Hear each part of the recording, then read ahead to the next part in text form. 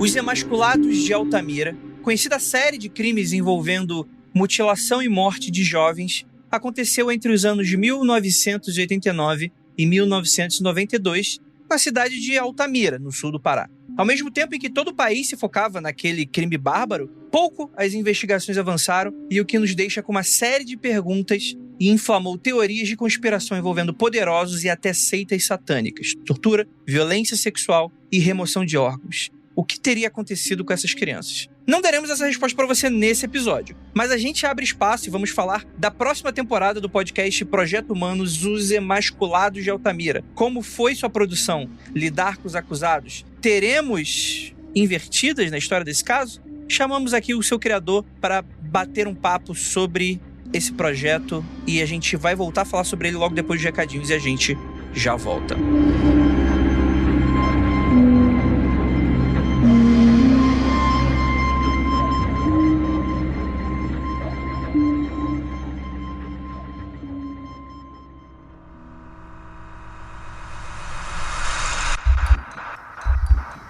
Não há nada de errado com seu áudio. Adentramos agora através dos seus sentidos. Estamos preparando você para o que vai acontecer nos próximos minutos. Além do que conhece por tempo e espaço, o contato com algo além. Não conte para ninguém e nunca olhe para trás, pois este é Mundo Freak Confidencial.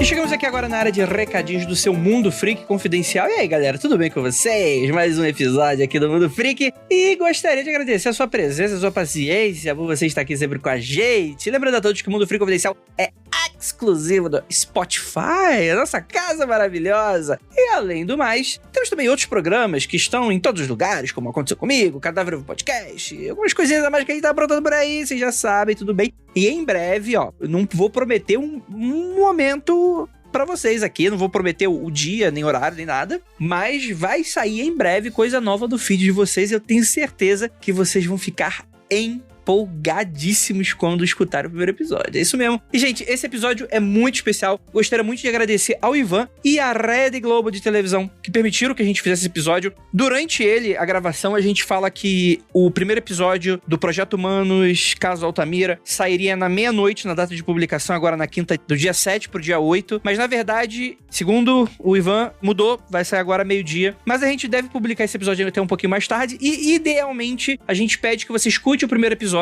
do Caso Altamira pra você vir escutar esse, que eu acho que vai ser um grande complemento e um grande teaser pra você acompanhar essa temporada. Vocês sabem, o Ivan é maravilhoso aqui com a gente, apesar do caso ser escabroso e com certeza tem muitas curiosidades pra gente falar sobre esse programa, mas também foi um episódio divertido para até mesmo o Ivan dar uma desassimilada um pouco, né? Deixar extravasar um pouquinho, né? Então esse episódio foi muito legal. E como a gente falou durante o episódio, a gente promete que a gente vai voltar quando tiver terminado a temporada pra gente falar novamente do caso Altamira, que ele vai estar uma temporada surpreendente. Mas também não pode dar spoiler, não. Então, gente, é isso. Agora, bora pros anúncios de quarentena.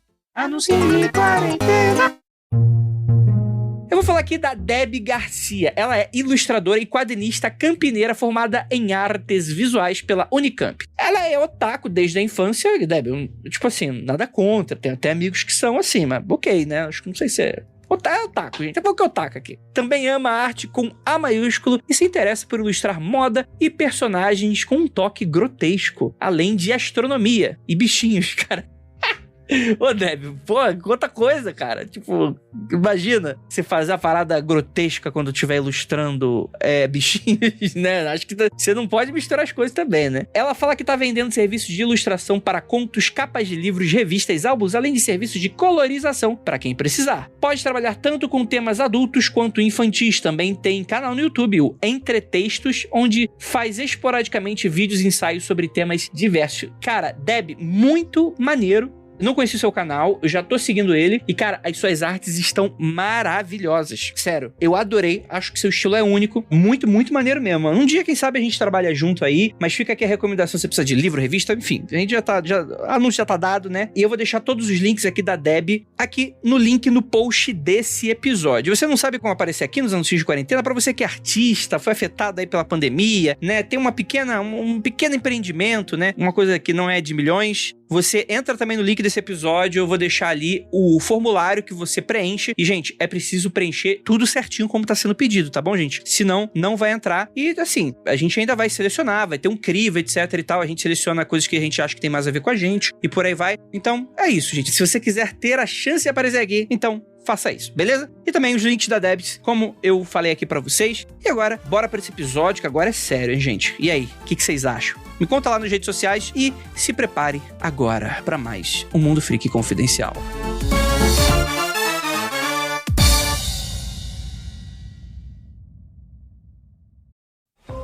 Listen to the 48 Hours podcast for shocking murder cases and compelling real-life dramas from one of television's most watched true crime shows. Go behind the scenes of each episode with award-winning CBS News correspondents and producers in Postmortem, a weekly deep dive. Listen to 48 Hours wherever you get your podcasts.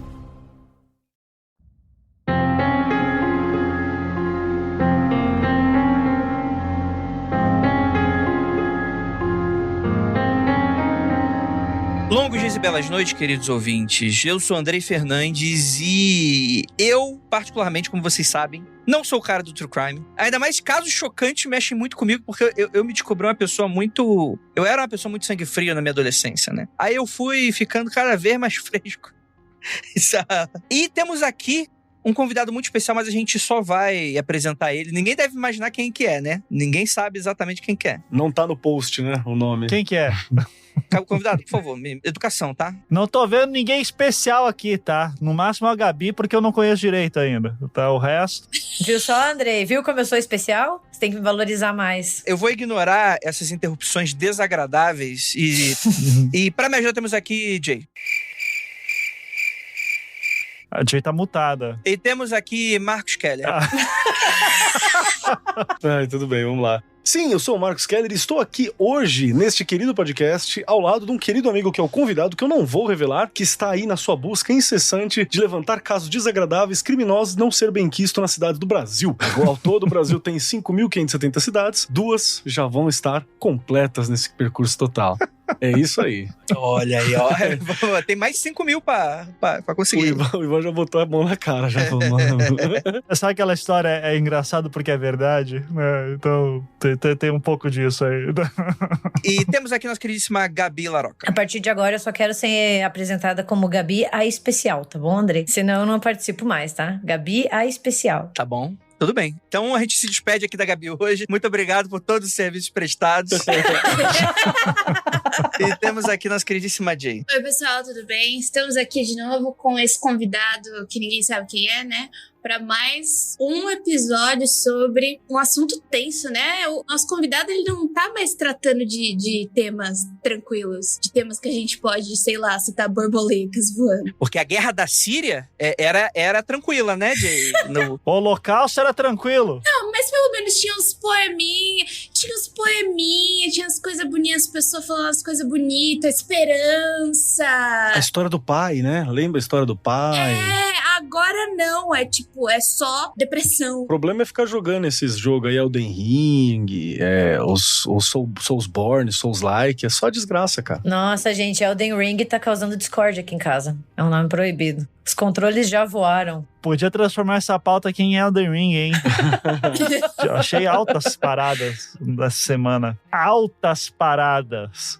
Cara, olha aí, hein? Olha aí, ó. Vamos trocar essas figurinhas aí. E temos aqui um convidado super especial. O tema é sério, a gente tá brincando e tal, porque existe esse clima de nervosismo pra falar de uma pauta super trágica, né? E que a gente vai ser provavelmente os únicos momentos de riso dessa gravação vai ser nesse momento. E, Marco, porra, gostaria de apresentar a pessoa que sempre participa aqui com a gente, nosso querido, meu amigo pessoal que compartilha Elden Ring comigo, Ivan Mizanzuki. Obrigado, Andrei. Não sabia que eu era o especial de hoje. Realmente... Passo o título para Gabi, que fico muito mais confortável assim. Mas, de novo, agradeço o convite. Um prazer estar aqui de novo, ainda mais para falar sobre esse novo trabalho que está indo ao ar. Tô me sentindo no Serginho Groisman, assim, né? Do Altas Horas aqui. Assim, Serginho, sempre bom estar aqui, né? Muito bom estar aqui de novo. Então. Garota! Gostou da minha imitação? Essa aí eu preciso dar uma treinada, né? Ótimo. Precisa mesmo. Ficou ótimo. Não, mas eu acho que tá... Eu achei que o Serginho Groisman tinha entrado aqui, na verdade, pra ser bem sincero. Porra, mas é talento, né? Tem um talento envolvido aí, né? Eu já vou fazer pergunta dizendo que foi meu primo, minha prima, um amigo meu quer saber também hoje aqui. Tô pra isso, igual um Serginho. Eu acho que a primeira pergunta que dá pra fazer pro Ivan é: Ivan, como que você aguenta o Andrei? Acho que é a pergunta principal desse podcast.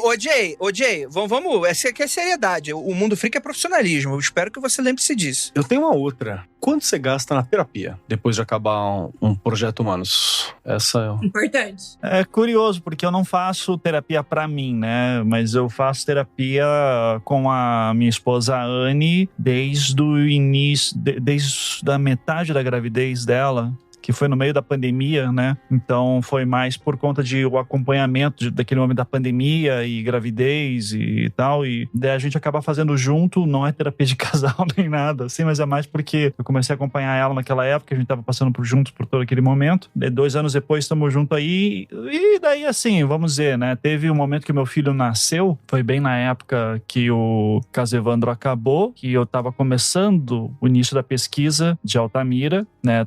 Já tinha começado antes, mas eu comecei a entrar mais de cabeça. Claro, né? Dei um tempinho, assim, tipo, vou curtir meu filho antes e depois eu caio nisso. Mas teve um momento, assim, que, sabe, você segurar o bebê no colo e daí você ganha uma outra perspectiva daquilo, né? Sei que ninguém aqui é pai e mãe, mas o Keller, eu sei que dá aula pra criança, né? E daí já tem um contato mais próximo com outras crianças também. Então, você ganha uma outra dimensão disso, assim, também, ter esse contato, assim. Então, teve um momento, algumas sessões, assim, que foi, tipo, né, um pouco mais tenso, assim, falar isso. Mas passa esse tempo, daí eu acho que eu só comecei a ficar um pouco mais sensibilizado e ver outras questões que eu não via antes, né? Como pai agora. Mas a terapia continua uma sessão por semana, né? Quem puder fazer, faça. Eu acho sempre recomendado, independente do seu trabalho, né? Nessa sociedade é difícil não ter alguém que não precisa disso, né? Você não precisa chafurdar no ser humano como o Ivan faz pra fazer terapia. Faz terapia. Inclusive, mandar um beijo pro meu terapeuta, que ele tá precisando de terapia depois de fazer a minha terapia. Gente, vamos lá. Pra quem não sabe, tá saindo da caverna agora. Ivan Mizanzuki, ele é criador, né, elaborador, né, e produtor do Projeto Humanos, né, que teve uma grande virada após o caso Evandro, né, que abalou as estruturas do podcast nacional, etc e tal, e teve o seu encerramento e tal, e todo mundo se perguntou, afinal de contas, cara, qual vai ser a próxima temporada do Projeto Humano? Você vai seguir com esse modelo mais storytelling true crime, né, investigando um crime específico, uma série de crimes específicos e tal? E a resposta foi muito clara, que acho que ninguém fez essa pergunta porque a própria temporada já estava bem claro, né, em dado momento você cita o caso de Altamira e tal. Eu já começo com uma pergunta assim, mano, é uma decisão que tu fez com base comercial, do tipo, cara, eu quero reproduzir esse sucesso do caso Evandro de alguma maneira, então a gente simplesmente vai seguir por esse caminho? Ou, de fato, você acha que era uma necessidade falar sobre Altamira como foi com o caso Evandro? Sim, eu não vou negar que teve uma questão comercial aí por trás, quando você começa a entrar nessa questão de tipo, não, isso aqui vai chamar a atenção, né? Mas, assim, isso não foi fator determinante. Tá? Não foi do tipo, não, eu preciso fazer isso porque isso aqui, de todas as histórias que eu tenho na mão possíveis para se produzir, essa aqui é a que vai me dar mais retorno financeiro. Não teve nem outras histórias que eu pudesse comparar. Tem sempre um caso ou outro assim que eu falo, pô, isso aí seria interessante de fazer. Vou dar um exemplo até porque virou série do Globoplay, então eu não devo fazer mais. Mas eu tinha um sonho de um dia pegar, sei lá, o caso do Celso Daniel, né? E daí o Globoplay fez aquela série que eu particularmente gostei muito, achei que ela foi bem sóbria, assim. Tem pessoal que não gostou, gostou, que achou que a série tinha que ser mais incisiva, assim, derrubar teorias da conspiração, mas eu achei ela super sóbria, achei muito legal e eu disse, ok, alguém já fez esse trabalho super bem feito, eu não preciso mexer nisso também. Então, tem casos assim que eu sei, pô, seria legal pegar esse, seria legal pegar aquele, mas o caso de Altamira, pra mim, ele era a história óbvia a ser feita, porque o final do podcast Caso Evandro deixa um gancho muito grande, né? Então, quando eu falo lá no episódio 35 do Caso Evandro da Valentina, né? E como ela foi uma suspeita ali no caso de Guaratuba, daí um ano depois ela começa a ser acusada em crimes em Altamira, daí a gente tá falando de sul e norte do Brasil, né? Eu acho que a pergunta óbvia, assim, e que daí até abre o primeiro episódio, é por que diabos essa mulher tá sendo acusada de norte a sul, né? Então eu cuidei aqui desse caso do sul, agora eu tenho que ir pro norte, né? Então ele é uma continuação direta, assim, do Caso Evandro, um spin-off, alguma coisa assim, mas eu vejo ele quase como, assim, quando eu terminar Altamira, eu acho que vai ser uma obra única, sabe? Vai ser Caso Evandro e Altamira, eu acho que no fim das contas vai ser uma mesma história com muitos personagens, né? Então, sei lá, eu não li os livros de Duna, mas deve ser alguma coisa parecida, né? Que diz que cada livro muda todos os personagens, mas é a mesma grande história, então deve ser, esse é o meu Duna. Mas aí precisa de uma trilogia, hein? E de Uma Minhoca na Areia vai ser maneiro, se tu achar uma história no Brasil com um crime assim. Pois é, vou procurar uma história com Minhoca na Areia pra poder fechar isso e tudo, né? Uma trilogia não, 3 trilogias, né? Já se prepare, Ivan, são 3 trilogias. Não, chega. E o Nicolas, teu filho, vai assumir, né? Ele vai assumir em determinado momento. E escrever obras um pouco medianas, assim, comparado com o pai, mas ninguém se importa, é Duna, né? Foda-se. Segue a vida. Tá, então vamos fazer o seguinte, vamos esquecer Duna, foi uma péssima comparação. Que bom que você percebeu cedo. Eu acredito que Caso Evandro, eu espero, né, que assim, né, falando, é foda falar isso, porque daí passa um ano, as pessoas ouvem isso aqui e dizem assim, como o Ivan sonhou errado, né?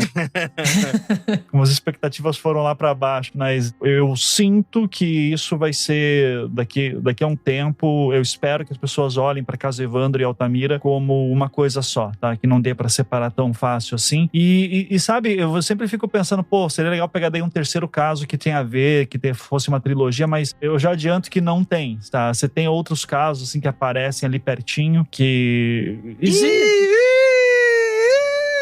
Até tem. Não bate esse martelo, não. Até teria alguns casos, assim, pra ser, mas daí já entra em outros lugares, né, que eu não tô nem afim de entrar, né? Mas tem outras histórias aí pra serem contadas ainda que eu acho que podem fechar. Antes da gente continuar mais ou menos esse papo, essa conversa muito gostosa, muito, muito interessante, é bom a gente falar exatamente e explicar, né, que pra quem não escutou o Projeto Humanos Caso Evandro, a temporada, né, ou pelo menos não assistiu a série do Globoplay, né, pra quem não sabe, tá dando mole, a Globoplay pegou a temporada do Caso Evandro e transformou numa série de TV, fez uma adaptação, né? Conta a história do caso do assassinato do Evandro Ramos Caetano, né? Que teve todo um quiprocó na região de Guaratuba, onde que a filha do prefeito, mais outros acusados, juntando 7, foram acusados de que eles teriam matado o garoto com acusações de bruxaria, rituais de magia negra, etc. E que no final da temporada acabou provando-se uma grande farsa, né? Graças ao trabalho aí do Ivan, enfim, desse esforço aí de tentar desmistificar um pouco desse caso. Enquanto que em Altamira a gente tem Pará, né, outra região, a gente tem bastante distância, né, a quilometragem é grande, né, você tem uma série de crianças entre 8 e 14 anos que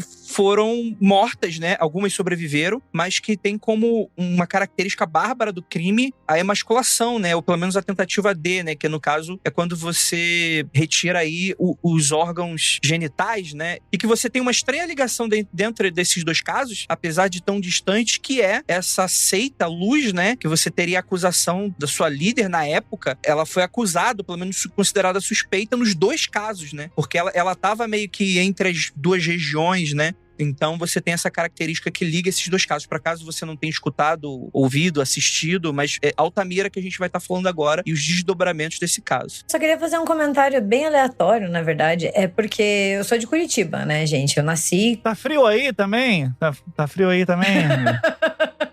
E é muito bizarro pensar como o caso Evandro mudou depois do podcast, porque eu nasci em 92, então é mais ou menos na mesma época ali, né? Então a gente acompanhou, e por muitos e muitos anos aqui, né? Curitiba e Guaratuba tem uma diferença de 130 quilômetros, assim, mais ou menos. A gente cresceu com o caso sendo conhecido como as bruxas de Guaratuba, né? Não era nem o caso Evandro. E é muito interessante ver como agora as pessoas não falam mais tanto as bruxas de Guaratuba e falam o caso Evandro. Porque quando eu era pequena, era meio que assim, foi um ritual de magia satânica, eram bruxas, sabe? É interessante a gente ver, porque eu tenho quase 30 anos, eu sou novinha ainda, tá? Quase. Não fiz ainda 30, vou fazer. Mas ver como mudou essa perspectiva de quem acompanhou isso muito de perto, né, assim. Agora as pessoas, assim, eu vejo ainda o pessoal antigo falando de Bruxa de Guaratuba, e também é uma galera que geralmente nem sabe de podcast, nada, assim, acompanhou a imprensa na época. Só que, eu acho que, assim, você ter o governo do estado do Paraná no início desse ano, 2022, lançando uma carta de pedido formal, né, de pedido de desculpas, né, aos acusados, isso é muito forte já, né? Então, é uma daquelas coisas que sempre perguntam, mas você achava que o seu trabalho ia tão longe? Eu não, nunca achei, assim, né, que ia chegar nesse ponto. Eu queria contar a história do processo, e daqui a pouco, quando a gente viu, a gente estava influenciando. É o sonho de todo cara que trabalha toda pessoa que trabalha com true crime, né, você poder trazer respostas que não existiam. Então, nesse sentido, eu fico muito orgulhoso. E, ao mesmo tempo, é complicado, porque daí coloca a barra lá pra cima, assim, né, do tipo, o que eu faço a partir de agora, né? Então, não sei, eu vou tentar fazer meu trabalho ainda. Descobriu o Jack the Ripper, né? Essa é a próxima. Isso aí é uma espécie de reparação histórica, né? E não necessariamente você vai conseguir fazer reparações históricas o tempo inteiro no seu trabalho. Eu acho que você já ter conseguido isso uma vez, eu não sei, é muito injusto colocar essa expectativa nessa mesma pessoa pra ela fazer o tempo inteiro. Reparação histórica, muitas vezes demora anos, décadas pra elas acontecerem, né? Então, calma, gente. Eu acredito no talento, meu amigo. Eu acho que vai voltar a acontecer. Vamos lá. Não, pô, eu tô aqui falando, calma. Ai, Andrei, não. Eu acredito no potencial do Ivan. Eu tenho uma pergunta, assim, Ivan, que vai mais ou menos nessa linha, cara. Porque, bom, true crime é uma moda entre os podcasts, existe literatura a respeito, então o trabalho em cima é muito bacana de ver. A Jay tá aqui, que é mega especialista no rolê, a Gabi curte também e tal. Isso é muito bacana. Mas você tem um agravante que eu acho que ele é muito sério, cara. E é um agravante que me preocupa muito como historiador. Que essa galera tá viva, tá ligado? Foi agora, foi ontem. Eu tinha anotado essa pergunta, você roubou minha pergunta. Ai, desculpa, Gabi, foi mal. A pergunta de historiador com medo de tomar processo quando estuda gente viva. Mas é bem por aí mesmo. Vocês têm um poder que eu temo porque eu não conheço, eu temo porque eu não domino, eu temo porque eu não entendo. É justamente essa questão, cara, questão judicial e tal. Mas ainda mais, porque é muito delicado. No rolê do caso Evandro, a gente acompanhou logo do começo, né? A gente teve o prazer de ouvir os pilotos muitas vezes e por aí vai. E já era muito denso, já era uma coisa muito trabalhosa, era muito denso. Só que tem uma questão de que você estava começando, você estava criando o teu método, né? Você estava estudando o método, desenvolvendo como fazer e por aí vai. Então tinha vários limites que barrou, né? E a gente conhece os bastidores, a gente conhece alguns limites também extras, assim, que existem. Cara, e aí? E quando a gente tá falando agora, nesse caso dos emasculados especificamente, que é um crime hediondo, é um crime bárbaro pra caramba que rolou, é uma galera que tá por aí ainda, é uma galera que tá viva, é uma galera que, não tô nem dizendo de caber processo, porque dessa vez você tá muito bem resguardado de várias formas. Isso dá uma tranquilidade para fazer o trabalho jornalístico, eu tenho certeza. Mas é sobre esse cuidado também que é preciso ter, que a gente não vê vários veículos de mídia tendo, inclusive, mas esse cuidado que você tem que ter com uma galera que respira ainda, uma galera que tá por aí, com uma galera que você viu no caso Evandro o impacto que uma linha de áudio e um programa de 1 hora pode acabar tendo no impacto de tanta gente, né? A ponto de uma carta de desculpas do governo estadual. E aí, como é que faz? Cara, assim, eu tenho algumas táticas que daí a gente foi aprendendo com o tempo, né, como fazer, mas assim, eu acho que acima de tudo é me apoiar sempre em documentos públicos, né? Então autos de processo, por exemplo, isso é público. né? Então qualquer pessoa pode ir lá no fórum, pegar e fazer sua cópia. Então o que tá lá é público, pode ser publicado, então a pessoa pode não gostar, né? Existe aí todo um debate sobre questão de direito ao esquecimento. Você tem que ver o que você vai fazer com aquela informação que está sendo colocada também, né? Então, mas em geral, o que está nos autos, se você falar exatamente o que está lá e embasar uma opinião ou uma leitura de maneira bastante técnica, o mais técnica possível, assim, ou pelo menos assim, né? Falando, olha, ao ler isso aqui, eu comparo com outra coisa, e daí eu chego, mostra o teu método de construção de raciocínio, você se resguarda um pouco. O que daí é o que eu sempre falo, isso é um luxo que eu tenho no meu trabalho, porque não é simplesmente, sabe, o crime aconteceu agora, eu tô correndo lá como repórter, eu já faço a gravação na hora, pego uma entrevista com o policial, com o secretário de segurança, tarará, e daí lanço a matéria, daí descubro que tudo aquilo lá era falso, né? É fora trabalhar no momento, né? No calor do momento. Então eu tenho tempo, eu respiro, eu posso ler, eu posso analisar, então eu tenho esse privilégio do meu lado, né? Tenho esse luxo do meu lado. Então esse é um primeiro cuidado. O segundo é sempre dar espaço ao contraditório. Então, falar com as pessoas, pedir a opinião delas, assim, ó, se quer fazer uma declaração, quer não sei quem estiver vivo, né? Tem gente que não quer falar e a gente tem que respeitar, dar o espaço sempre para que, né, olha, se alguém se sentiu ofendido, entre em contato, né? Isso aí a gente sempre bota o contato lá. Agora, vai ter aqueles momentos, assim, que, velho, a gente se senta e diz assim, ok, essa aqui é uma informação relevante. Caso de Altamira em específico, ele tem questões que... Ele tem uma diferença estrutural do caso Evandro que é muito significativa. O caso Evandro, você tem uma vítima e 7 acusados, né? E o caso anda por aí, né? Então você tem um fenômeno muito claro ali, uma data e tal. No caso de Altamira, você tem muitas vítimas e você tem muitos suspeitos e muitos acusados. Então ele é um caso muito maior, ao mesmo tempo que ele também tem muito pouca materialidade que você consegue, sabe, do tipo assim, o que você estava fazendo nesse dia, nessa hora, você não consegue muito trabalhar com essa dinâmica. Então, estruturalmente, ele já é muito diferente do caso Evandro nesse sentido. Então, ele já é um caso que ele vai muito mais por uma questão de você tem que entender o contexto daquela cidade, tem que entender o contexto daquele momento. Então, a gente tem que construir essa realidade para os ouvintes e daí, a partir disso,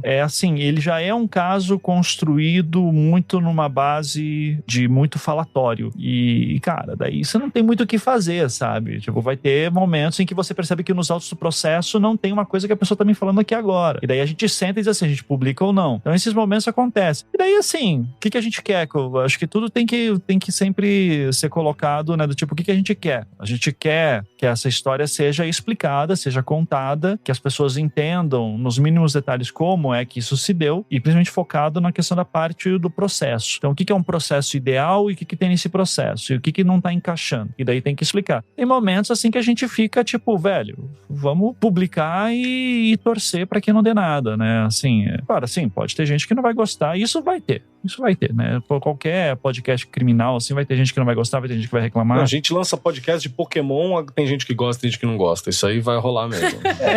E assim, em casos muito rumorosos que nem esse, cara, se você começa a perguntar para pessoas que vivenciaram ele, você ouve muitas histórias que nem fazem sentido. Acho que o caso Evandro lá é um bom exemplo, assim, de falar que sempre conta essa história, de que passando na frente da casa das Abage, quando existia ainda, da família Abage, falaram assim, que tinha um monte de corpo enterrado de criança. Tipo, nunca teve, sabe? Mas as pessoas falavam isso em Guaratuba. E então, assim, é óbvio que o caso de Altamira eu vou receber um monte de gente dizendo, o Ivan não conhece a história toda, né? O Ivan não é de lá, o norte é diferente. Tipo, vai ter um monte de coisa disso. Mas o fato é eu tenho os autos do processo, eu conversei com pessoas e eu tenho aqui o que está registrado. O que não está nos autos não existe, ao mesmo tempo, né, que existe uma memória ali por trás que alimenta tudo, então a gente tem que ficar dosando isso. Medo de processo, cara, as pessoas podem processar por qualquer coisa, né? Então, eu lembro muito do meu pai dizendo assim, você fazendo essa mesma pergunta pra mim, acho que no início do caso, mas você não tem medo de tomar processo? Eu falei, porra, se eu ficar com medo disso, eu não trabalho, né? Assim, não faço mais nada. Então, casos assim exigem que você corra alguns riscos. Eu, como independente, por incrível que pareça, eu estava mais resguardado em certas coisas porque eu era um Ivan fudido. Agora, esse programa, ele está sendo financiado por uma empresa gringa, que é a Campside, uma startup de podcast dos Estados Unidos, e distribuído pela Globo. Então, tipo, quem se sentir muito ofendido e quiser partir por um processo direto, já vai para tipo, não, porra, dinheiro da Globo, tô indo atrás de dinheiro da Globo, foda-se. E assim, como se fosse meu, sabe? Tipo, a Globo não me paga por outras coisas. Isso aqui, por incrível que pareça, pouco a gente sabe. O Projeto Humanos, ele foi licenciado pela Globo, porque essa próxima temporada é da Campside, dessa empresa gringa, né? E os caras lá trabalham com True Crime também e tal, então acho que todo mundo tá ciente dos riscos, né? Deve saber lidar, né? É. Eu queria ressaltar uma coisa que vai muito de encontro com o trabalho do Ivan, já que o Keller e a Gabi estavam perguntando de trabalhar com pessoas que ainda estão vivas, né? Eu acho que vale a pena ressaltar que toda história de crime real, você vai achar alguém que foi lesado e ainda tá vivo, entendeu? Então, a gente vai de encontro com o trabalho do Ivan, que é responsável por filtrar o que deve ser contado ou não, e a partir desse momento ver se aquilo que você tá consumindo é sensacionalista, ele tá ali pra trazer só aquele burburinho, aquela coisa do momento, ou se ela tá ali como uma forma de denúncia, porque pra mim, quando eu ouço qualquer coisa de crimes reais, eu não tô ali pra me divertir. Eu tô ali com aquela sensação, aquela urgência de denúncia de que esse tipo de coisa acontece. Eu preciso me instruir, eu preciso me educar pra eu poder entender o que se passa na sociedade. Então, assim, não é porque você tá ouvindo um podcast, assistindo um seriado sobre um serial killer de 1930, que você vai falar assim, não, tudo bem, já aconteceu. Não. As famílias carregam essa marca de coisas que aconteceram no passado e elas continuam sendo literalmente lesadas conforme a história vai sendo passada de geração em geração. Então, esse trabalho que eu acho que é o que o Ivan traz muito, e eu acho que eu comentei isso também quando a gente conversou com o Ivan no Projeto Humanos do Caso Evandro, que é ali aquela coisa de filtrar, de trazer essa denúncia, de fazer que aconteceu reparação histórica, entendeu? E não apenas de trazer o burburinho, de trazer o disse-me-disse, que vai sempre existir, até quando você faz alguma coisa. Sua prima entrou no estado, professora do estado, você vai ver que a sua tia-avó falou que ela entrou em outro lugar e a conversa foi para outro lado, você entendeu? Então vai acontecer. Em coisas pequenas isso acontece, imagina com um caso tão grande desses, né? Então eu acho que eu só queria ressaltar isso, que esse trabalho do Ivan pra mim é um trabalho de denúncia, pra mim é um trabalho de tipo, olha aqui o que aconteceu de fato, e as pessoas tentarem filtrar o que é sensacionalismo e que é de fato um trabalho responsável. Sim. E tem uma coisa que a gente fala muito sobre por que fazer true crime, né? E assim, cara, de todos aqui, assim, se você pegar aqui as especialistas, eu consumo muito menos true crime do que a Jay e a Gabi. Pode ter certeza disso, assim. Rolou um julgamento moral aí, vocês perceberam, né? Gente, eu não sou especialista em true crime aqui, é só a Jay, tá? Não, mas, Gabi, você lê livros. Eu sei falar de filme de horror, é só isso que eu sei fazer bem, tá, gente? O resto é tudo mais ou menos. Mas você lê livros de true crime? Leio alguns, que a Jay me indica, inclusive. Eu não leio. Esse é o ponto. Mesmo você que de repente não é uma grande especialista, assim, tal, uma ficcionada, já sabe mais do que eu de true crime. É esse o ponto que eu queria dizer. Eu não consumo true crime como as pessoas às vezes imaginam. Tipo, deve imaginar que o Ivan tem uma biblioteca inteira de true crime. Não tenho. Não tenho interesse também. Pra mim só vale a pena contar um crime quando eu tenho como avançar nessa história. Tá? Se for só pra contar o horror pelo horror, nem me interessa, assim, né? Eu acho que eu já vi alguns especialistas falando que o true crime, assim, se a gente for ver a verdadeira essência do que deveria ser o true crime, ele tem que ir meio nessa pegada mesmo. Ou tem que ter uma reparação histórica, ou tem que entender um crime que não foi bem esclarecido. E tem várias possibilidades, mas acima de tudo é esclarecer coisas que não são muito claras pro grande público de algum grande evento criminal, né? Então a gente tem que avançar na história de alguma maneira. Só contar o horror pelo horror já tem aí os jornais pinga-sangue pra gente ver.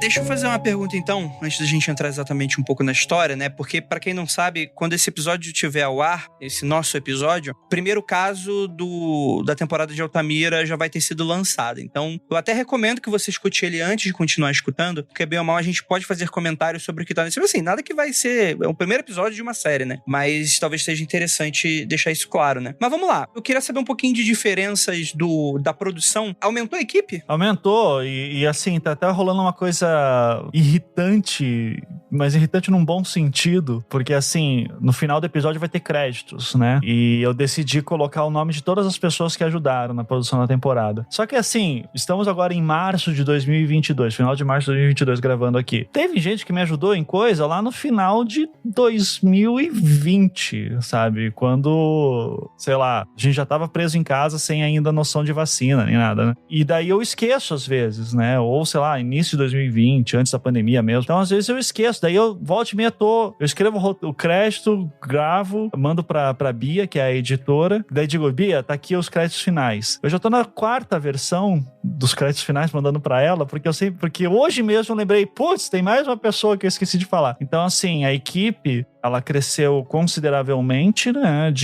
ao mesmo tempo assim, né, como é que funcionava o Caso Evandro? Vamos lembrar, se o Caso Evandro, quando eu recebi aqueles autos do processo inteiro, eu não sabia nem como é que funcionava um auto de processo. Eu literalmente fui pra comunidade de fãs lá do Anticast que a gente tinha, né, o outro podcast. Foi na Jus Brasil. Me ajudem, pelo amor de Deus.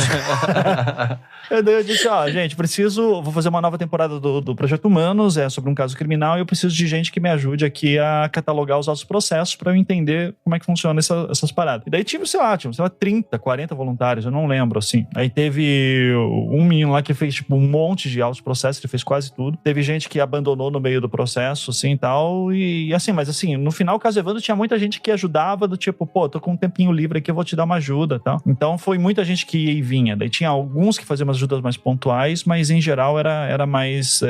eu nem sabia exatamente quantas pessoas que foram, porque foi muito. E aqui, já com o caso de Altamira, eu já tenho, né, eu já tinha financiamento, então eu podia contratar, então eu podia ter pessoas que eu sempre recorria, né, e que eu podia contar com esse trabalho. Então, por exemplo, a Elisa Cruz, que é uma defensora pública e também é professora e pesquisadora do Rio de Janeiro, ela foi a responsável por pegar os autos do processo e de Altamira, e ela catalogou tudo pra gente. Então, assim, depois de alguns meses dela com os autos do processo, demorou um tempão, a gente precisa incentivar, preciso mandado de prisão de fulano de tal. Daí você vai lá numa tabelona do Google Docs que ela montou e tá tudo lá, sabe? Então isso ajuda pra caramba. Então, assim, eu precisava de alguma coisa no estado tal, achava um advogado lá e conseguia pagar pro cara ir lá buscar pra mim, sabe? Então, são coisas pontuais. Então, teve desde essas coisas pontuais até gente que usa bastante. O núcleo mesmo de produção do Caso Evandro é uma equipe de... Vamos lá. Daí tem a Isabela Cabral, que é uma jornalista do Rio de Janeiro, trabalhou num episódio da 3ª temporada do Projeto Humanos, que era aquele O Eterno Devedor. Ela produziu aquele episódio, que foi um dos episódios mais legais, assim, daquela temporada.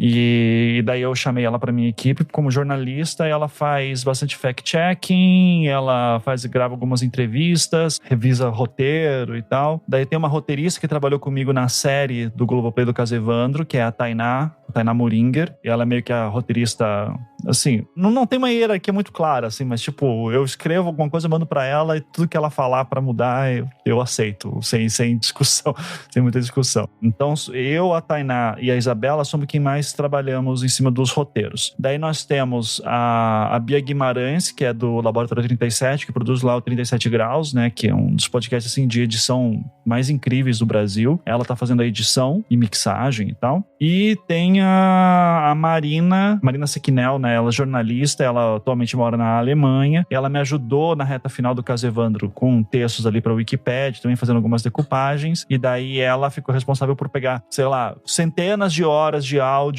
e vídeo que a gente tinha pra fazer tudo decupagem, e também ela vai ficar responsável por montar o wiki desse caso, né? Então, assim, somos nós 5, e daí tem também o Felipe Aires, que tá na trilha sonora, né? E daí o Felipe Aires é um cara que não tá sempre, tipo, a gente se reúne toda semana, nós 5. E daí tem o Felipe Aires, assim, que tá sempre sendo acionado pra fazer algum som, fazer alguma trilha nova, alguma coisa assim. E daí tem essas ajudas pontuais, né? Teve um momento que, assim, a gente tava com muita decupagem e o tempo tava correndo, e assim, cara, vou ter que chamar a gente pra ajudar na decupagem, assim. Daí chamou umas 3 pessoas, assim, também pra ajudar. Daí, precisava de umas coisas, assim, em outro estado. Pegava alguém, tinha muito material em espanhol, precisava de que alguém fizesse a decupagem, né, fizesse a transcrição do vídeo em espanhol, daí fizesse a tradução e transformasse a tradução numa legenda. Então foi um trampo, assim, pra conseguir fazer tudo. Mas hoje, eu acho que, assim, o que eu fico mais feliz é de poder ter pagado pra todas as pessoas né? Que era uma coisa que eu sentia muita culpa, assim, no caso Evandro sempre, que era, preciso de uma ajuda tal, mas eu não tenho como te pagar. Daí a pessoa, não, tranquilo, fica de boa. A única pessoa que não aceitou ser paga, pra ser sincero aqui no caso de Altamira, foi o Saulo Milete, que é um designer, né? E ele fez a capa da nova temporada, ele fez a do caso Evandro também. E eu falei assim, não, Saulo, quero te pagar. Daí ele falou, vá tomar no cu, porra. Eu sou teu amigo, caralho. Muito bom. Então ele falou assim, eu sou publicitário, Ivan. Essas coisas aqui, pra mim, isso aqui é diversão, sabe? Você me dá... Eu disse assim, não, eu preciso de um mês, assim, você me consegue me entregar? Ele falou, eu sou publicitário, entrega as coisas em 2 dias, um mês pra mim é férias, vai. Tá tranquilo. E é um trabalho gostoso de fazer, tal. Então ele se empolgou de fazer, e o Saulo é um cara incrível. Então daí tem uma galera muito legal, assim, produzindo, e eu fico feliz que eu posso sempre recorrer pras mesmas pessoas pra fazer, né? E daí chegou aquele momento no final da temporada que a gente começou a tipo, o orçamento não vai dar, vai começar a apertar. Eu tive que pedir um adiantamentozinho lá na Campside, assim, pra dar conta de umas coisas, mas... Alô, Globo? Tá pegando aqui, Globo, que é isso? Então, de novo, assim, a Globo não pagou a produção dessa temporada. Denúncia nesse podcast. Cortes agora, a Globo não paga na vitrine, assim, ó. Não, porque, como eu falei, a Globo, ela licenciou... Sim, ela licencia. Uhum. Licenciou, né, a produção da Campside. Então, se eu não estivesse na Globo hoje, esse seria Altamira saindo pela Campside. E daí, claro, né, dito isso... Estar na Globo te dá muita estrutura pra outras coisas. Abre muitas portas, né? Porra, né? Então, tipo assim, rolando toda a campanha de marketing pra, né, avisar que vai sair Altamira. Então... Chama um ex-BBB pra campanha. Babu, chama o Babu pra campanha. Chama o Babu pra... Já que tá tudo em casa aí, vambora. Cara, e isso é foda daí, cara. Então, assim, o pessoal da Globo é incrível. Tipo, sabe? Ivan, vamos fazer uma reunião semana que vem pra ver como é que vai ser a campanha de divulgação do podcast. Eu falei, oi? Existe isso, né? Então, isso foi muito legal. Pô, muito bacana, muito bacana. É muito bom, né? Porque eu acho que, primeiro que é muito bom a Globo tá investindo. Porque assim, Ivan, eu e você, né? Mais do que qualquer um, a gente entende o que é trabalhar no podcast anos atrás, né? Então, eu acho que é muito aliviante pra você. Eu acho que também é muito representativo pro podcast no Brasil, realmente a Globo, que é talvez aí a maior, enfim, né? Empresa comunicadora do país, com toda certeza, né? Eu falando que eu trabalho no Rio de Janeiro, tipo assim, 90% dos meus amigos já trabalham na Globo uma vez na vida. Então, tipo assim, é muito impressionante, de fato, acreditarem nesse projeto e enfim, e estarem à frente disso, com certeza e tal. Mas e aí? O que o caso Evandro tu errou e na Altamira você fez questão de não errar? O caso Evandro, né, que tem a velha discussão, né, tinha um cara falando assim, né, ficava puto toda vez que esse cara tweetava. Inclusive, se ele estiver ouvindo, um abraço, eu não lembro o teu nome. Você me deixava muito nervoso. Mas você falava assim, alguém precisa contratar urgente um editor pro Ivan. Porque, porra, episódio de 2h30 em que tem uma fita que você mal consegue ouvir direito. E assim, ele não tava errado, sabe? Só que era eu costumo dizer que o caso Evandro, ele foi um evento único que nunca mais vai se repetir. Então tem que aproveitar que ele tá lá, assim. Porque, lembrando das condições de trabalho que eu tinha, eu dava aula, né? Então eu tinha férias como professor universitário em julho, finalzinho de novembro, se eu conseguia fazer todo mundo passar de uma vez só, o que nunca acontecia, sempre tinha gente que ficava de final, né? E eu ficava puto. Porque eu dava todas as chances. Velho, faz trabalho, faz não sei o quê, recupera essa nota, tal. Daí o cara fazia questão... Quando ele dizia assim, não, eu quero valer a mensalidade, sabe? Eu quero ficar juntinho de você até o final, professor. Até o final. E o Ivan, sai daqui, demônio, sai, não quero mais. Velho, eu quero te dar uma semana a mais de férias, velho. Faz o trabalho, velho. Não, e não rolava, né? Então se teve esses... Eu tinha férias de julho, que também tinha gerente ficava de final, mas férias de julho, dezembro, janeiro e um pouquinho de fevereiro. Né? Então esse era o tempo que eu tinha para produzir Caso Evandro. Durante as aulas eu não tinha como, né? Porque eu dava aula, literalmente cheguei a ter dar aula nos 3 turnos, uma época da minha vida, assim, manhã, tarde e noite, não tinha a menor condição. Então, naquele sentido, eu não tinha como parar, ler autos de processo, que era uma linguagem que eu nem entendia, e ok, vou pesquisar tudo isso aqui, vou conversar com todo mundo, e vou correr atrás, e vou pegar esse material, blá blá blá blá, e daí, só quando eu tiver tudo certo na cabeça, eu começo você escrever os roteiros. Isso não tinha como acontecer. Então, o que eu fazia? Se eu fosse fazer, ia ter Caso Evandro saindo em 2025, nem tinha sido lançado ainda. Então, o que eu fui fazendo? Eu fui, à medida que eu ia lendo e entendendo, eu ia escrevendo o roteiro e publicando. Então, o Caso Evandro, o podcast com 36 episódios e mais 2 episódios extras, né, que é a entrevista com o Direito de Resposta do Diógenes e a entrevista com o Oswaldo Marceneiro, ele é um registro do Ivan Mizanzuki entendendo o caso, tentando entender o caso. E isso é muito legal, tá, cara? Isso é muito da hora, porque a gente tá acompanhando com vocês. Tem uma coisa legal aí. É super legal, só que, porra, são 38 episódios. Isso é um problema também. Alguns com 2 horas e meia de duração, né? Então, tipo, eu entendo, super entendo, não tiro a razão desse tuiteiro irritado que ficava nervoso que eu não tinha um editor, mas eram as condições de trabalho que eu tinha. Eu não tinha o que fazer. Era isso ou não tinha Caso Evandro. E ainda bem que eu fiz daquele jeito. Ivan, você tá me dizendo que você não vai me entregar 2 horas e meia de Projeto Humano Não, peraí.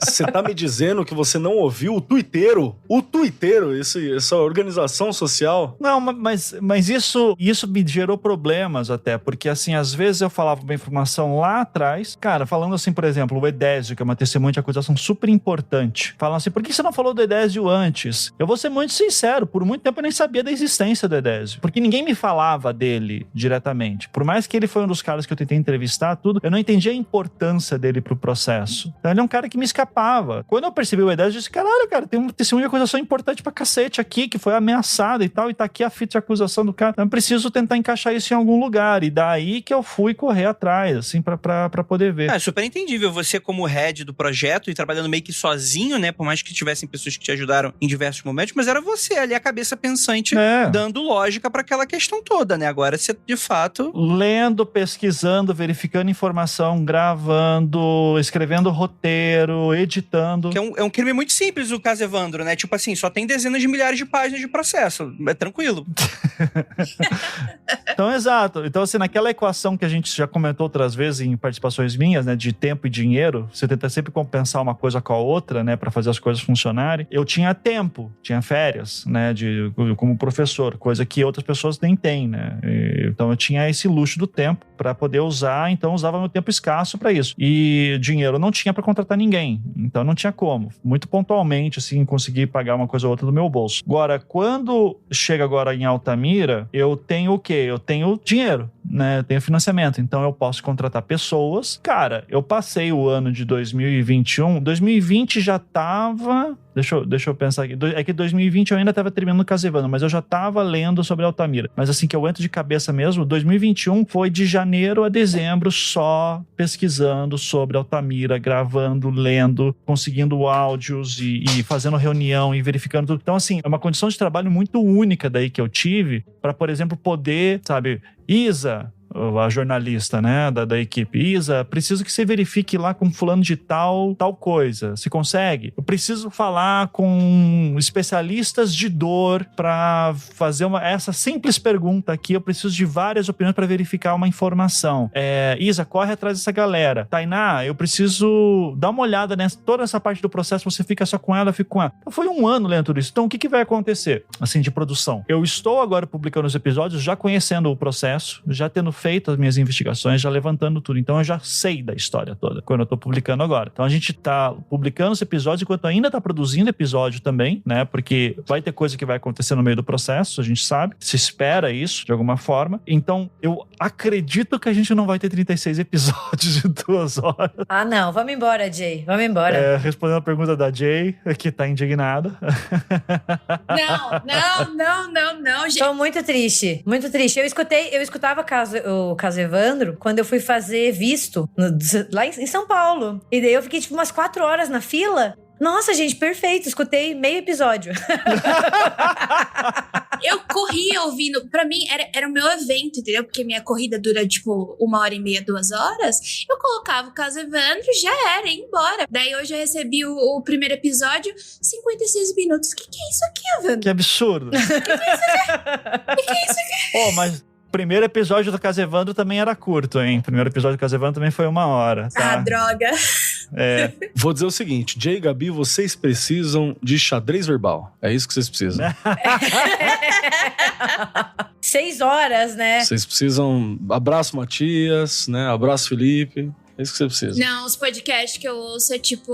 Cada episódio é de 1h30, dividido em 5 partes. Eu tava ouvindo do Zodíaco, foram 6 partes de Zodíaco de 1h30. Pô, pensava que você não gostava de astrologia. Sacanagem. Dos Cavaleiros? É mangá? Só Cavaleiros, que a gente vai fazer um episódio um dia, né, Andrei? Lembrando sobre Cavaleiros do Zodíaco. Keller lembrou bem, que você me prometeu. Meu presente de aniversário esse ano. Caraca, e o Andrei que gosta de anime, né? Podia fazer mesmo, né? Vai ser... Tá todo mundo convidado pro episódio especial. Eu tô arrependido de ter feito a minha piada.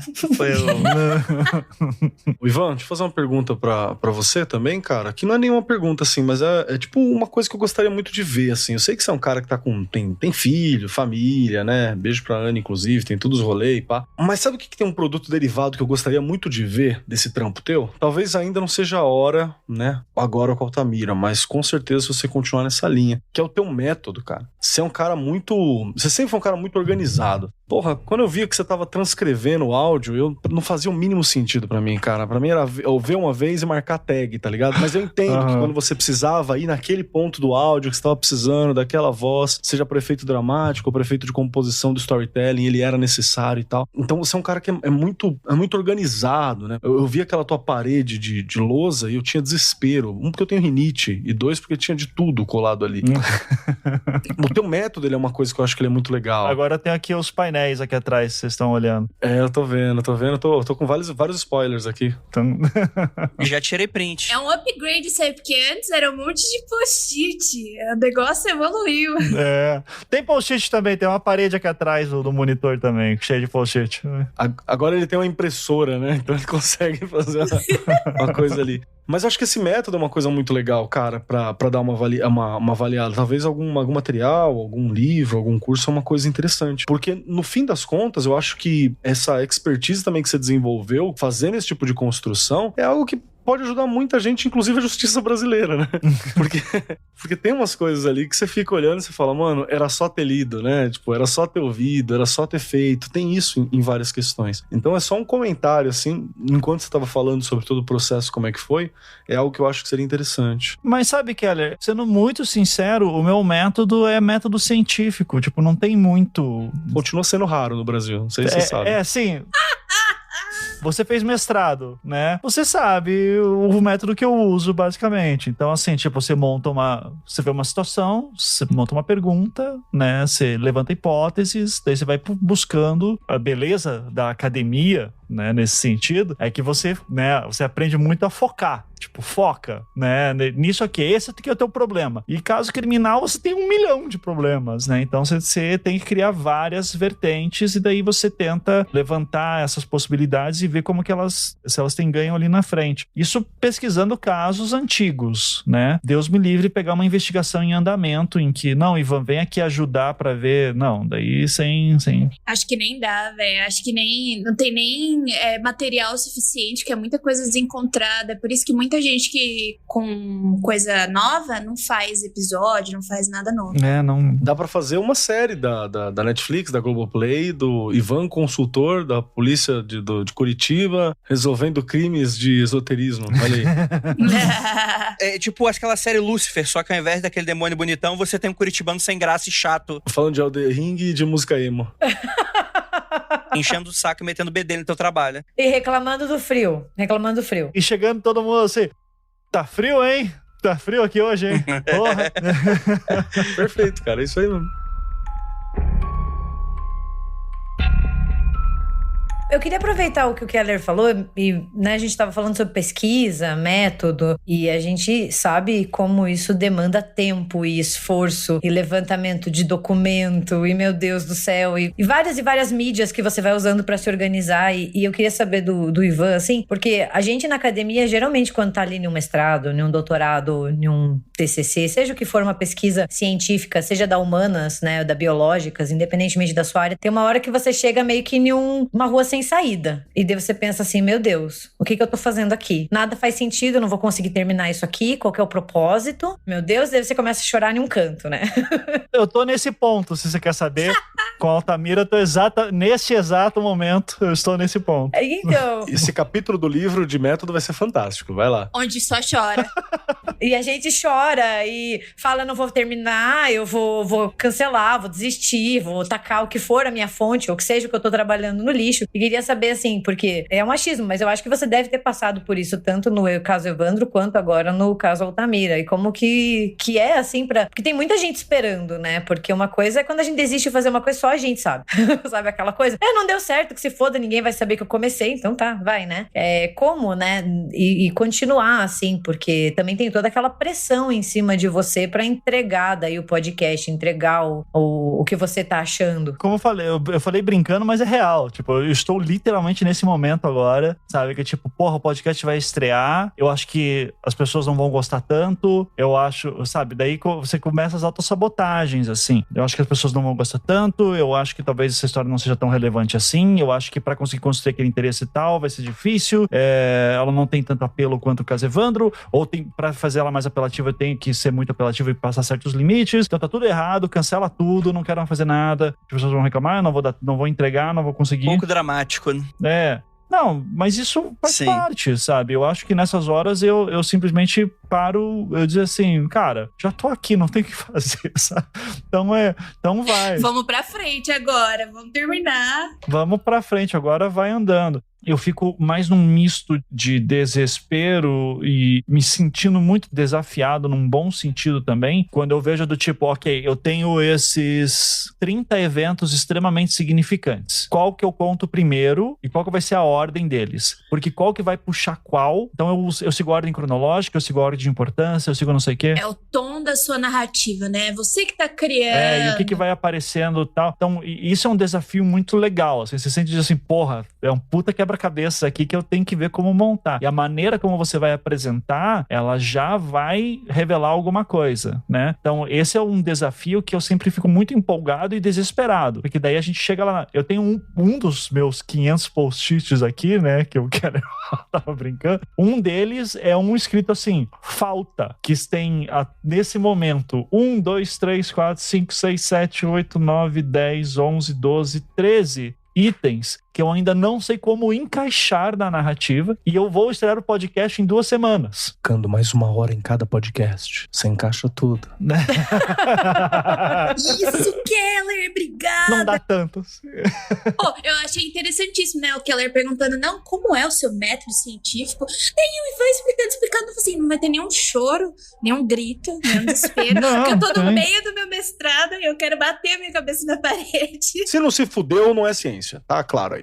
Exato. Se você não chorou, exatamente. Você não passou pela experiência de ser um pesquisador, entendeu? Num canto, sujo, sabe? Que você não levanta do computador faz 24 horas, as pessoas te olham como se você tivesse perdido a sanidade. Não comeu, não bebeu uma água. Eu acho importante a gente falar sobre isso, porque às vezes quando as pessoas recebem o conteúdo do podcast, né, seja da pesquisa, elas acham que é uma realização muito linear, que você pega os documentos e você lê, sabe? E chega a conclusões. A história tá pronta, né? E acabou, tá ali, sabe? 3 atos. E que é super fácil, e que você não passa por todo um processo de altos e baixos, e que é muito complicado entregar esse tipo de conteúdo. E ainda mais se você está falando de crimes reais, com pessoas ainda vivas, daí cai tudo aquele negócio que você está falando, que o Keller estava falando também. E tem um ponto aqui que daí é o momento que, cara, uma crise que eu tenho assim, a cada 10 minutos, é do tipo, eu nunca mais vou falar de crime. Eu nunca mais vou falar de história real, porque eu não aguento mais. Eu não aguento mais. Porque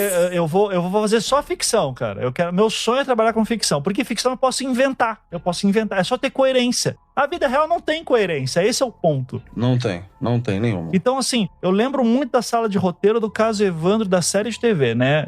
Eu escrevia alguma coisa, mandava pra sala de roteiro, eles liam e diziam assim, não, isso aconteceu muito no livro também. No livro era mais tenso, porque era só eu fazendo. Daí eu mandava pra editora, tá aqui o capítulo 5, sei lá. Daí a editora dizia assim, mandava assim, Ivan, tem alguns comentários aqui. Daí tinha um monte de tipo, mas por que aconteceu isso? Isso aqui tá estranho, por que aconteceu isso? Daí eu respondia, eu não sei, mas foi assim. Volta compadecida. Mandava a foto do Chicó, né? Só sei que foi assim. Oi, Ivan, eu sou assistente editorial, né, de livros didáticos, porque vai pro governo, de física, de ciência da natureza. E daí a gente recebe as coisas dos autores. E daí a gente manda devolutiva. E é exatamente isso, as respostas que a gente recebe. Ai, não sei, eu de noite tava escrevendo, eu acho que eu não prestei atenção. Ai, meu Deus, eu não sei de onde foi que eu tirei isso. E é isso, cara. Não, mas é foda porque, assim, com história de crimes reais, cara, Casevando tem um monte de coisa assim, mas por que o cara fez isso? Eu não sei, de novo, assim, tipo, eu não sei explicar, mas esse fato ocorreu, isso está publicado, está nesses autos, ninguém perguntou pra ele, essa pergunta está me fazendo, e esse cara morreu, ou sumiu, ou não quis falar, eu não tenho o que fazer, é isso aqui, acabou, sabe? E tem componentes que são mais tensos ainda, porque quer ver, ó, dá um exemplo que, cara, tem em Altamira, tem em Caso Evandro, e no Caso Evandro eu consigo falar com um pouco mais de detalhes. Tem uma testemunha no Caso Evandro que era super importante, que era o Irineu lá, que era o vigia da serraria, que deu um depoimento falando que viu todo mundo entrando, tararara, e daí depois no podcast, na série, no livro, eu explico que aquele já era o terceiro depoimento que ele estava falando aquilo, que nos depoimentos anteriores ele tinha falado outras versões, então é que no júri ele falou que ele foi ameaçado, né, pra mudar o depoimento dele e tal. Daí, depois que foi ao ar o podcast, a série, o livro, eu encontrei as fitas da gravação do júri de 98, as fitas de áudio, né? Não tinha todos os depoimentos, mas tinha o depoimento do seu Irineu. Você ouve o seu Irineu falando, é um cara... Ele era analfabeto, ele já tinha 80 anos de idade, 70 e poucos anos de idade, e era um cara extremamente simples que estava numa situação que eu acho que ele nem conseguia entender o que estava acontecendo. A juíza tinha que interromper frequentemente o promotor, porque o promotor fazia algumas perguntas e estava avançando muito rápido nas informações e o seu Irineu não estava entendendo. E daí eu começava a responder coisas que eram desconexas. Só que isso não vai pro papel. Quando você leu a transcrição do depoimento do cara, você vê um depoimento mais limpo. E daí quando você ouve o áudio, você diz assim, meu Deus, ele devia ter algum déficit cognitivo, alguma coisa assim, algum déficit, não sei, mas ele claramente ele não conseguia nem entender o que estava acontecendo ali no meio, tá? E daí você vai ver que isso é normal no auto de processo. Você pega lá o depoimento da pessoa, você lê, e diz, ó, essa pessoa tá falando tal pista, hein, que é uma pista importante, constrói toda uma linha investigativa em cima daquilo, daí você vai ver o cara... nem tem noção do que tá falando muitas vezes, fala de orelhada, fala que ouviu falar que alguém que não sei quem falou que tal, e aquilo se transforma numa grande linha investigativa e não tá. Então isso é muito mais comum do que a gente pensa. E daí chega para essas questões, do tipo assim, isso influencia demais no processo, você escreve que isso influencia demais no processo, essa pessoa desaparece da face da terra, ou ela passa a ser incoerente com todo o resto. E em literatura, os editores estão procurando o quê? Coerência, né? Fulano começou assim, se ele mudou, alguma coisa aconteceu para ele mudar, né? A vida real não é assim, as pessoas mudam. Simplesmente, não dão explicação. Então isso é muito desesperador. É por isso que no podcast eu uso muito o recurso de eu me colocar como personagem o tempo inteiro, né? Eu sou um narrador, mas eu também sou um cara que tá tentando entender. Daí tem hora que eu digo assim, eu não sei o que aconteceu aqui, eu não sei o que é isso, tá? Mas isso tá no processo desse jeito. Então isso, eu tenho essa liberdade que na academia já não tem. Na academia, por exemplo, você tem que ser muito mais... Pra você fazer uma afirmação dessa, tipo, eu não sei dizer o que significa isso, você tem que ser muito mais pomposo, tem que usar um monte de fonte e tal. E o que me deixa feliz com o podcast é essa liberdade que eu tenho do tipo, eu posso ser um pouco mais direto ao ponto, né? Os editores não gostam tanto assim, mas infelizmente é a vida como ela é. Vida que segue, né? Vida que segue. Ninguém tem tudo o que quer, né? E é muito mais comum do que a gente imagina, assim, né? Quando a gente trabalha, por exemplo, com história, o Keller vai falar, cara, tem momentos que você chega e fala assim, não sei, fulano que aparece, desaparece da fonte, não sei, acabou. Entendeu? Morreu. Calma, Gabi. Na física também. Morreu faz 500 anos. Não tem mais. Falava latim, ninguém mais fala latim, tchau, entendeu? Acabou.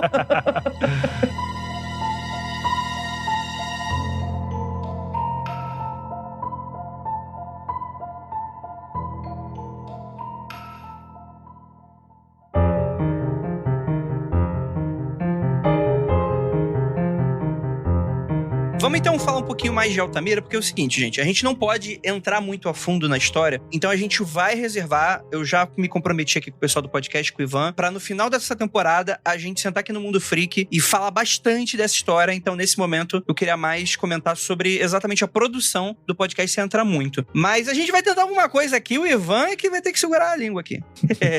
Cara, na tua opinião, houve descaso na investigação? No primeiro episódio dá a entender que as autoridades estavam, até que é levantado também, as as teorias conspiratórias com relação aos... será que tem alguém grande envolvido, etc e tal? Na tua opinião? A partir de agora, eu preciso ser muito cuidadoso com tudo que eu vou falar. Então, vamos lá. No processo, existe muito forte a reclamação de descaso com crimes de criança acontecendo. Eu respondo da seguinte maneira, a minha opinião. Se em uma cidade do tamanho de Altamira, né, a gente fala sobre o tamanho de Altamira depois e tal, mas assim, no centro urbano, vamos dizer dela, que é de uma cidade pequena, se você olhar a configuração daquela cidade, e desde pelo menos 1989 tem criança sendo atacada de uma maneira, e tá chegando em 1992, esses casos ainda estão acontecendo, algo certo não tá rolando aí, né? Então, há um descaso, mas esse descaso a gente tem que pensar que tipo de descaso é esse, por que ele existe e como é que ele é construído. Tá? Então acho que é mais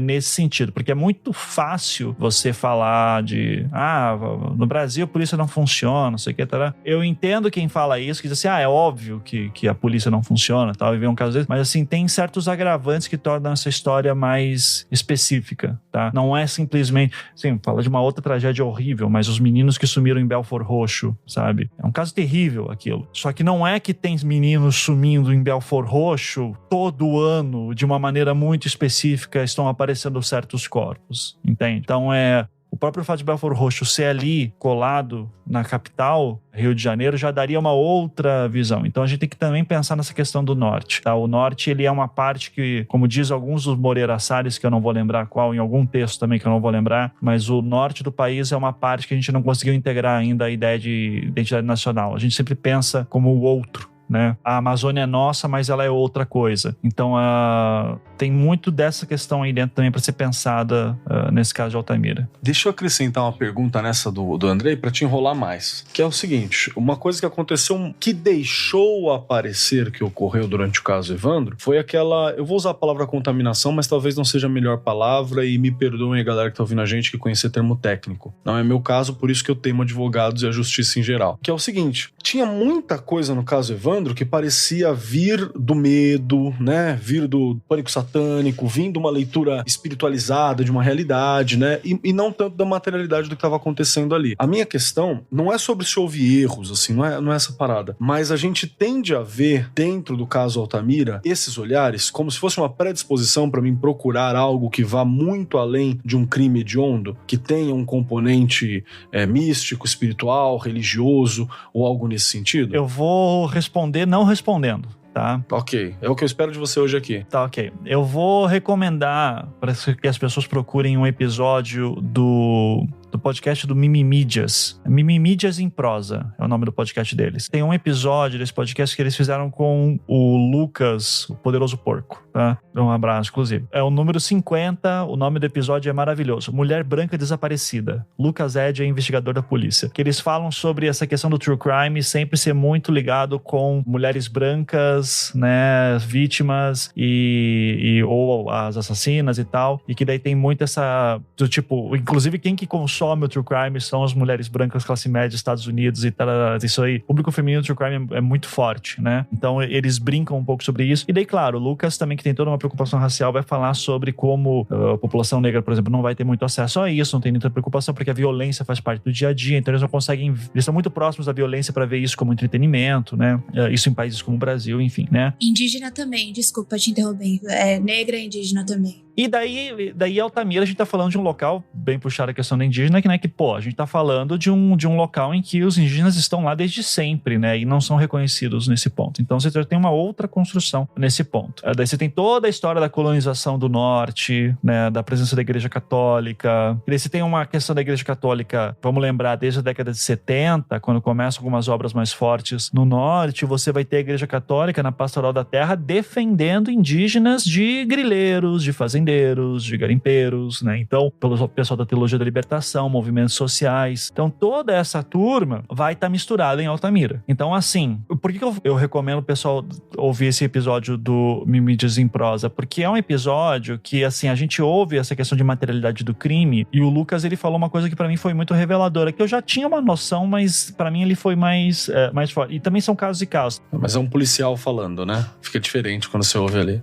Exato. E ele falando, e ele trabalha trabalha com pessoas desaparecidas, né? Trabalha até hoje com isso, né? Então, inclusive no programa nacional e tudo. E ele fala assim, olha, e que fique claro que eu não acho que é o caso do caso Evandro, tá? Acho que o caso Evandro ele tinha elementos ali que poderiam ter sido melhor explorados na investigação. Mas ele diz assim, a grande maioria dos casos de homicídio e ainda mais de pessoas desaparecidas, mas principalmente de homicídio, vamos dizer assim, que homicídio você tem o corpo, você tem a materialidade do corpo. Aparece o corpo, ele dá esse exemplo, aparece um corpo, um cara morto no apartamento dele, a casa tá arrombada e a casa tá uma bagunça, como é que você investiga? Ele diz assim, olha, tinha até ele dá esse exemplo, tinha um cara lá que tinha acabado de se formar na academia como... Não sei se é na academia, mas ele era cara que pegava impressão digital. Cara, ele grafitou o apartamento inteiro. Ele tinha tido uma festa na noite anterior. Então, tipo, tinha muita impressão digital pra tudo que é lado. Ele diz assim, cara, se a gente for fazer isso com todo o caso, não tem investigação que anda, porque tem muito caso acontecendo. Você não vai conseguir verificar todas as impressões digitais ali dentro. Então, assim, é muito caro fazer todos esses procedimentos. Então, exame de DNA aqui e ali e tal, isso é coisa de televisão. Isso é coisa de televisão. Mesmo na TV americana, ele diz assim, mesmo na TV americana o pessoal dá uma forçada na barra ali, em programas tipo CSI. Não é assim que funciona na vida real. Todos esses recursos são muito caros de serem utilizados. Eles não podem ser usados amplamente, tá? Então, dito isso, investigação policial funciona como? Com base em testemunho. É você ouvindo as pessoas falando ali e tal. Daí você pega um crime que acontece com família de classe média alta num bairro rico em São Paulo, você vai ter uma certa qualidade de acesso às informações de câmeras, você vai ter câmera na rua de segurança, você vai ter alguma testemunha que viu alguma coisa, que tem algum grau de instrução, que talvez tenha alguma noção sobre a responsabilidade daquilo que está sendo falado, você vai ter advogados na região, sabe? Vai ter pessoas que estão sendo assistidas para isso. Pega uma região paupérrima, em que tá todo mundo ali lutando para sobreviver, qual que é a qualidade da informação que você tem, sabe? E o que essas pessoas, qual que é a realidade que essas pessoas vivem? Elas vivem em constante medo? Acontece, por exemplo, vou pegar um caso aqui talvez um pouco mais próximo de quem tá no sul e sudeste. Acontece um assassinato, pessoa numa favela qualquer, parece morta na casa dela, chama a Polícia Civil. A Polícia Civil vai investigar o quê? Vai começar a perguntar pra quem sobre o que aconteceu. E esse menino que foi morto talvez tinha algum envolvimento com o tráfico. Daí já mata a história ali dentro e tal. Vai correr atrás dos caras, tá? Vai investigar, vai tirar impressão digital, vai pegar depoimentos, as pessoas vão querer falar. Então, assim, os depoimentos colhidos, eles são a base de toda a investigação. Só que ao mesmo tempo é ruim, é uma informação ruim. Então, como é que você lida com essa falta de estrutura e de investigação? Ainda mais quando você está falando da década de 90 no meio do norte do país, sabe? Então, tem vários fatores ali que influenciam para dizer, tudo bem, pode ter ocorrido aqui algum equívoco nos depoimentos, assim como teve no caso Evandro, ao mesmo tempo, essa é a realidade das pessoas, então a gente tem que ouvir também o que elas têm a dizer, porque tem motivo para elas falarem certas coisas, tá? Que quando a gente entra na história de Altamira, que já é dedicado, o episódio 2 vai ser sobre isso, eu acho que isso fica muito mais claro para entender qual que é o contexto que a gente está lidando. Não é um contexto, né, de um subúrbio de São Paulo, assim, com certeza, tá? E também não quero exotizar aqui Altamira nesse sentido, tá? Só quero dizer que as coisas funcionam um pouco diferentes lá mesmo. Quais foram os momentos mais impactantes aí durante a tua própria investigação? O que mais te impressionou? Assim, fora a brutalidade dos crimes e tudo, né? Eu acho que o que mais me impressionou foi encontrar pessoas extremamente simples. E aqui eu tô citando daí, eu concordo em gênero, número e grau com a pesquisadora Paula Lacerda, né, que é essa antropóloga do Rio de Janeiro, que fez uma tese, um livro sobre o caso dos meninos emasculados, e que ela diz assim, que é muito impressionante você ver pessoas muito pobres, com baixíssima instrução, se organizando politicamente para reivindicar ações do Estado, e assim, começando a ter noções de como funciona o sistema jurídico, que a maioria das pessoas com alto grau de instrução, sabe, não tem noção. Então elas sabiam assim como é que funciona o recurso e tudo, e como é que funciona, para quem que você apela, para quem que você pede coisas, e isso foi uma luta construída com muita dor, né? Então acho que você vê o poder da mobilização social, acho que é muito impressionante quando você olha esse caso. Isso, sem dúvida, assim, foi muito incrível, assim, de perceber, tipo, olha aqui, tinha que ser assim. Se não fosse assim, não ia ter resposta nunca. Deve ser emocionante mesmo, né? E necessário, né? Porque na real é essa a questão, né? A questão é procurar a resposta, procurar algo, né? Não dava pra só ficar parado. Isso é muito legal, cara. Uhum. Antes de você ser expulso de Altamira, quando os programas começaram a sair, você foi pra lá pra fazer uma investigação mais direta, fazer entrevistas, etc e tal. Teve um momento que tu temeu pela tua vida, porque no primeiro episódio dá muito esse clima de, tipo assim, faroeste, né? Em dado momento, assim, de, tipo assim, de um clima de pistoleiros, de que o Estado não chega, então todo mundo precisa ter sua própria arma e coisas nesse sentido. Teve um momento que tu temeu, assim, falar, cara, talvez eu não devesse ter entrado nesse beco escuro nesse horário. Teve momentos como esse? Não, mas assim, se eu tivesse fazendo uma matéria sobre denúncias de abusos contra trabalhadores na construção de Belo Monte, eu tivesse indo pra Altamira em 2014, você tava enrolado, né, irmão? sabe, e fosse fazer uma matéria dessa, ou assim, como que o crime organizado está entrando nos arredores de Altamira, e eu tô fazendo essa matéria lá para 2015, 2016, ali eu ia correr sérios riscos, tá, nessas duas matérias. Tá? Como eu tava falando de um caso de quase 30 anos, né, e que a cidade mudou muito de lá pra cá, hoje são poucas as pessoas assim que vivem hoje em Altamira e que viveram os casos na época. Altamira cresceu muito na construção de Belo Monte, né? Então eu não tive esse temor. Então, foi mais chato algumas situações assim que aconteciam, tipo, claramente as pessoas não querem falar, né? Assim, algumas queriam falar, depois mudavam de ideia, tudo. Então era mais esses perrengues assim de crimes antigos e tal, mas digamos que o que eu tava buscando era peixe pequeno comparado com o que a cidade enfrenta hoje em dia, né? Você tava falando sobre pessoas que não queriam falar, né? E as pessoas têm o direito também de não querer dar entrevista, mas você já teve alguma vez, Ivan, tanto Altamira, mas também pode ser no caso Evandro, alguém que topou falar com você, sabe? Tipo, deu uma entrevista ou deu alguma fala e depois de algum tempo falou, putz, eu não quero que isso vá ao ar, não quero que você use esse material, sabe? Tem direto. Porque quando a gente trabalha com história oral, por exemplo, que é mais ou menos o que você faz, né? Tem muita gente que dá depoimentos e depois fala, olha, não gostei muito do que eu falei, quero retirar, né? E daí, como que você parte, assim, principalmente se é algo muito importante, como reestruturar, né?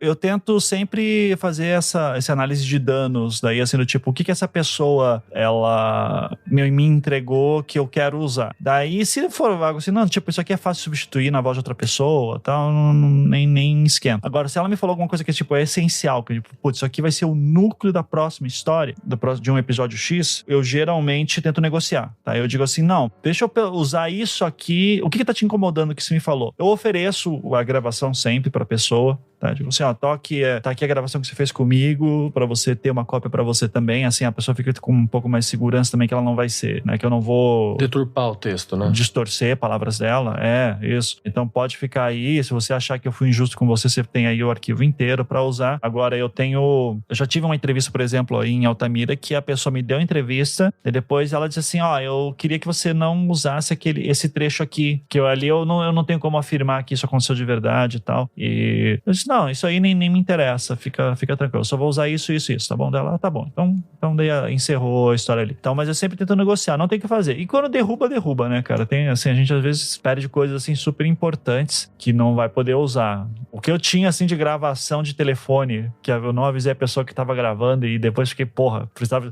Porque, assim, você tá falando com a pessoa rapidão e você precisa de informação e você não consegue anotar tudo. Então, não é incomum eu ligar pra alguma fonte gravando pra depois ouvir e nem tem intenção de utilizar depois. Teve um caso, até no caso Evandro, assim, que eu liguei lá pra um cara pra verificar uma informação. Era o Fernando, jornalista na época. Que daí ele fala, não, fui lá pra casa do Evandro, sim, fui lá com o outro jornalista e a gente foi entrevistar e fez a entrevista, não teve ninguém que pediu a gente não. Falei, não, mas é porque tem o tio do menino lá, o Jorge, que fala que você não foi, que vocês foram impedidos. Ele falou, não, isso nunca aconteceu, eu lembraria disso. Daí eu falei assim, Fernando, eu tô gravando, essa parte não foi ao ar, né? Disse assim, eu tô gravando essa ligação aqui, você me permite utilizar ela no programa? Ele falou, claro, usa assim tudo, porque mas daí o cara já era jornalista, ele sabe, né? Então ele já tem uma outra...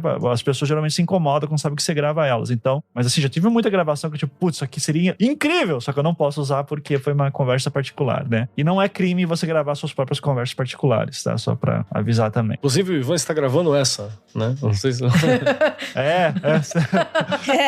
Tá gravando essa aqui agora. É aqui que começa assim, quando eu ligar pro Ivan, ele vai estar gravando? Não, gente, eu faço isso só de vez em quando. Fica tranquilo.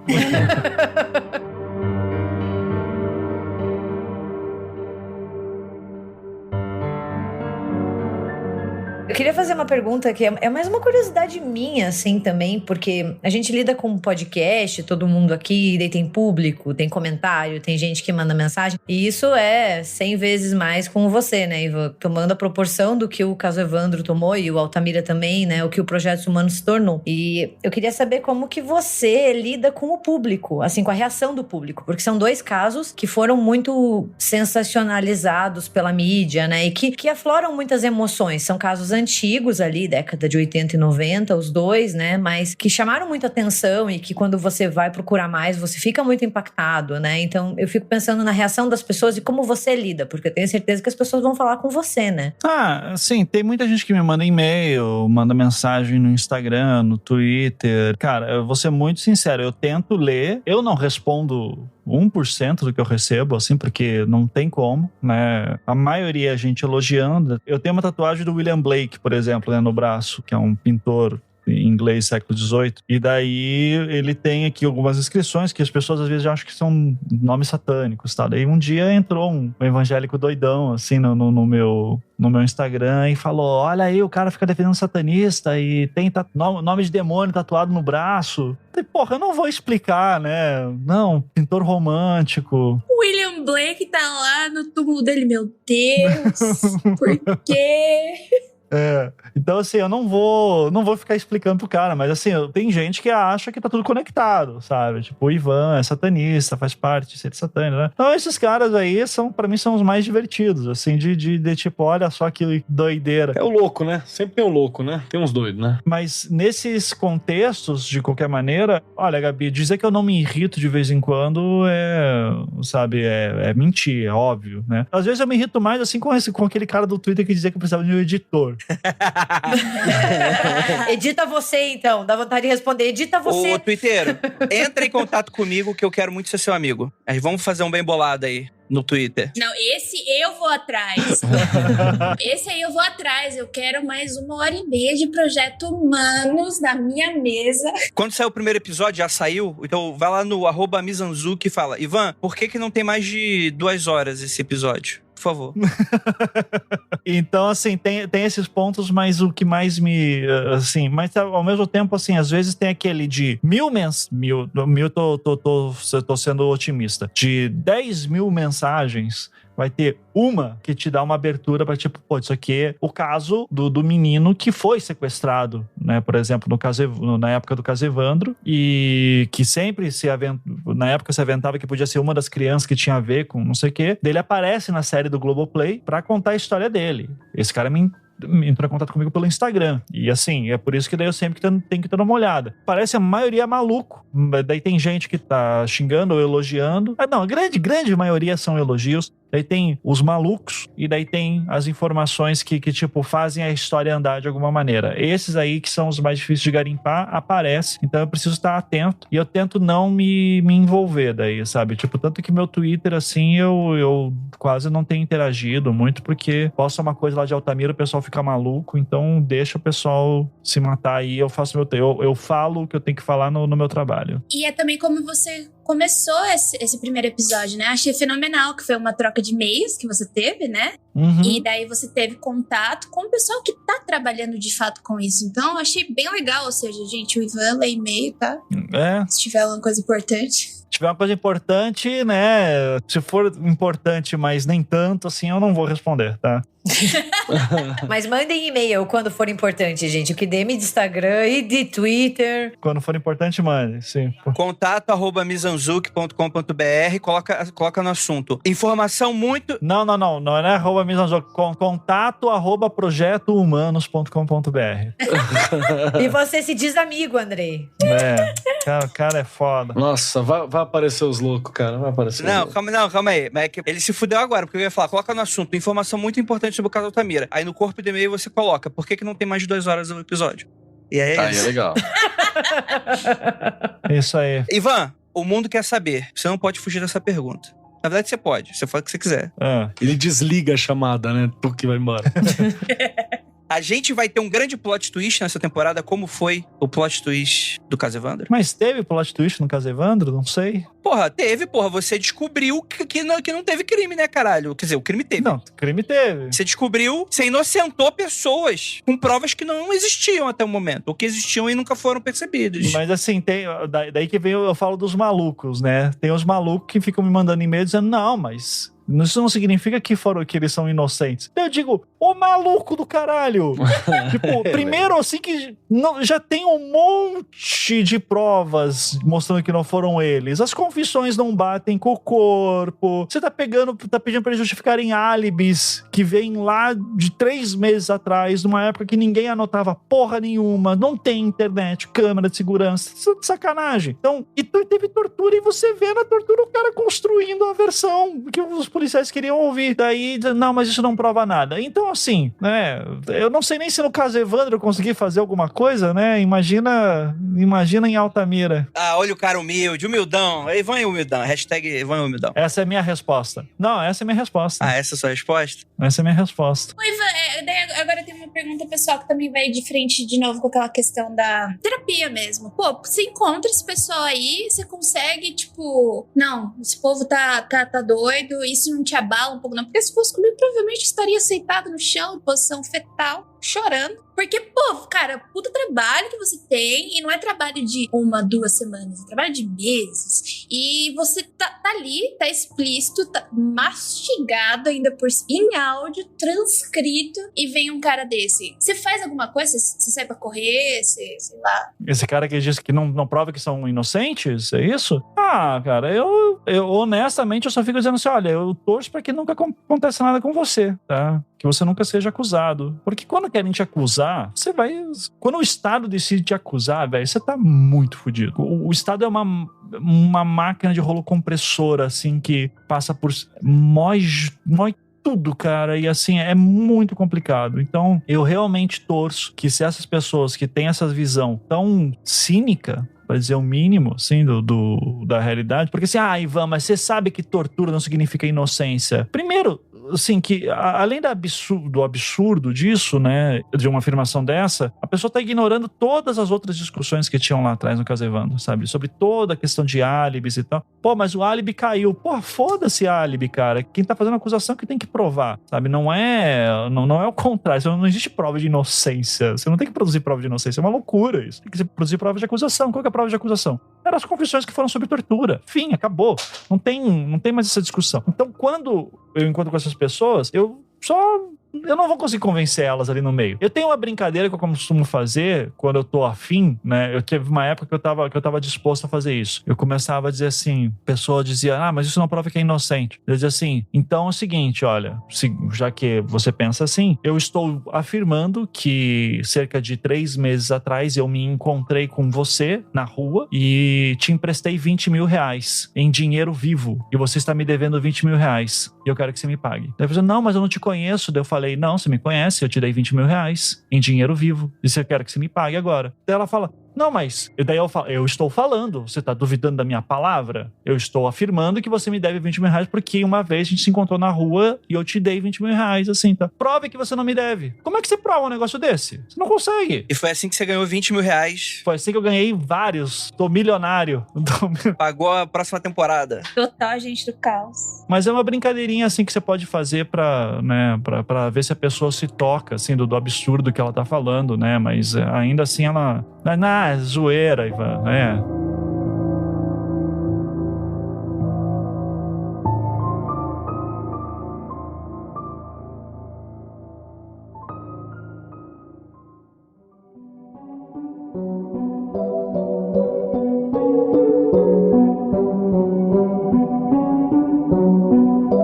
Duas perguntinhas pra encerrar, Ivan. Quantos episódios são previstos pra essa nova temporada? Você tem ideia? No momento atual, eu estou falando 14 episódios, tá? Só que assim, vai ter episódio, por exemplo, que talvez a gente ache melhor dividir em 2. Mas vamos dizer assim, os blocos de informação, eles estão em 14. Então a gente vai escrever os roteiros de 14 episódios e vai editar, e daí pode ser que na edição a gente perceba, não, isso aqui talvez seja melhor dividir em 2. Então esperem 52 episódios, é isso aí.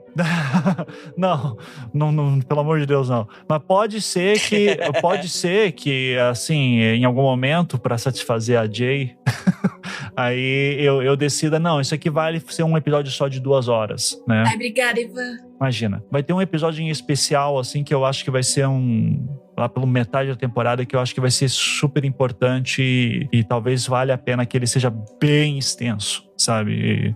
E daí as pessoas vão ouvindo aos poucos, mas vamos ver, vamos descobrir. Beleza. Já tem série da Globoplay encomendada? Não, tá. O Globoplay chegou a anunciar que quer fazer a série, né? Mas ainda... Gaguejou. Percebi. Não queria falar nada. Não, mas é que tá em negociação, mas o Globoplay já falou o que quer, o podcast tá no Globoplay, né? Teve uma matéria já saindo que essa seria a grande próxima história do Globoplay, de True Crime e tal, mas isso vai levar um tempinho ainda, tá? O podcast vai sair, vai terminar e não vai ter a série no ar, assim, tá? Então isso eu posso garantir que, tipo, nem começou ainda. Você vai ser o próximo apresentador do BBB? Sacanagem. Sim. Como você sabe? Ah, bicho, eu tenho minhas informações. Você sabe o que é hub de fofoca. Ivan, gostaria muito de agradecer a sua presença. Cara, boa sorte aí. Você vai precisar. Obrigado. De diversas maneiras possíveis. Né? Você sabe que você pode contar com a gente porque você precisar, a gente te convida. Tá tudo uma merda agora. Tá tudo uma merda. Tá tudo horrível. Não, imagino, né? Se eu pudesse voltar atrás, não sei porque entrei nessa agora. Você deve estar com pilhadaço, né? Tipo, achando que não vai dar tempo. Provavelmente não vai, mas fica tranquilo. O futuro a Deus pertence. Como diria... Eu acho que seria legal falar também que o Ivan já é o segundo episódio que ele vem aqui no Mundo Freak pra falar sobre o Projeto Humanos, né? Mas que o Ivan também fala de ET. Tem episódios do Ivan falando de ET aí. O episódio favorito, foi o episódio favorito, né? Você adora quando te citam o... Não, eu odeio esse episódio. Eu queria não ter gravado. Mas que é isso? Acho que é legal chamar o cara pra brincar de vez em quando, né? Falar uns bagulho nada a ver. Então, é porque, tipo, já é o segundo episódio que a gente tá aqui falando de coisa séria, etc. Se você quer ouvir o Ivan falando de ET, principalmente. É sério também, ET é muito sério. Que a gente esquece que o Ivan tem outros interesses além do... Próxima temporada do Projeto Humanos vai ser o Caso Varginha. É isso aí. Tem podcast perdido pela internet aí, do Ivan e a gente falando de Evangelion. Evangelion, tá por aí. Evangelion, tem também. Então, episódio antigão. Então, o episódio do Bob Lazar aí, se você quiser dar uma risadinha pra dar uma aliviada depois desse episódio. Cara, é bom demais, cara. Que saudade disso. Bob Lazar, tô aqui, ó, Mundo Freak Confidencial 318. Porra, esse Bob Lazar é foda demais, cara. É o episódio que o Luca Balaminuti perde o chão. Passou nervoso, ele passou nervoso. O Lucas falando, não, porque esse jornalista, não sei o que, ele disse assim, mas não foi isso que aconteceu, Lucas. Aí ele, o quê? Porra, né? Não, porra, eu só tenho a agradecer. Aquele episódio foi muito legal de gravar e, né, que nem o Andrei falou pra mim, Ivan, o foda é que você veio um believer com argumentos muito bons. Então, não foi só um maluco.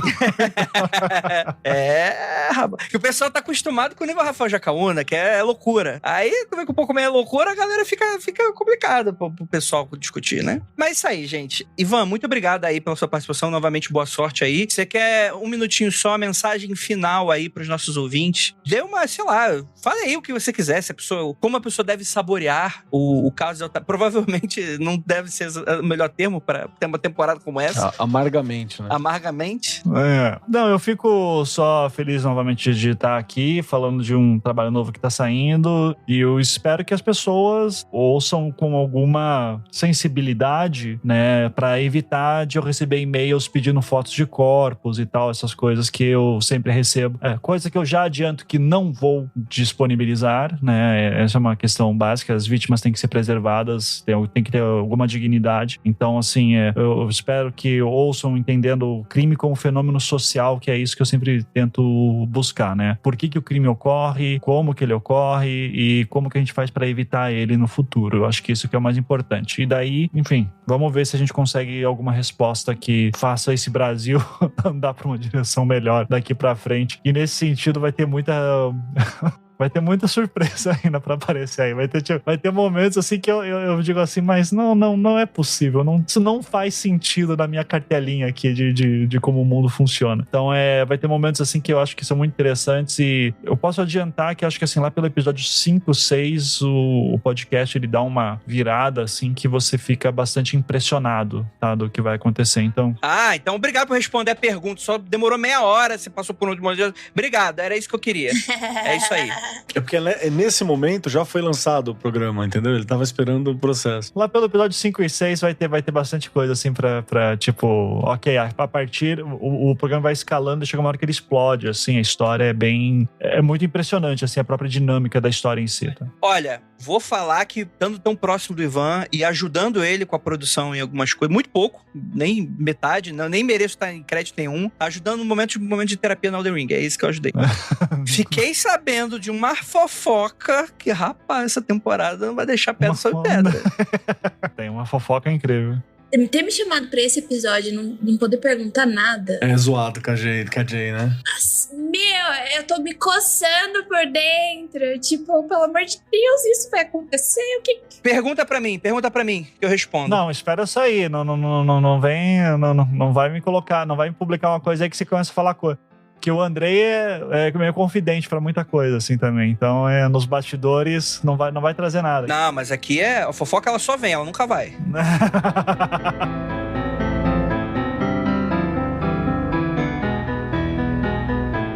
Então é isso, gostaria muito de agradecer a você que ficou até o final desse episódio. Cobrem a gente, cobre o Ivan quando estiver próximo de terminar a temporada de Altamira, pra gente voltar a falar desse caso e falar sobre ele em si, né? Agora com a luz, né? É claro que tem muitas informações que você já pode, tipo, é um caso de 30 anos, né? Que já tá aí, mídia, imprensa, você pode pesquisar, etc, né? Mas pra respeitar aqui o processo da construção da história da série, a gente vai deixar pra voltar a falar mais pra quando tiver no finalzinho, pra gente repetir como foi no nosso episódio de Caso Evandro, e a gente ter um momento de ultimato e colocar uma prensa no Ivan. Ivan, por que você não fez aquela pergunta definitiva para aquele suspeito que você entrevistou? É verdade que você é satanista por causa dessa tatuagem?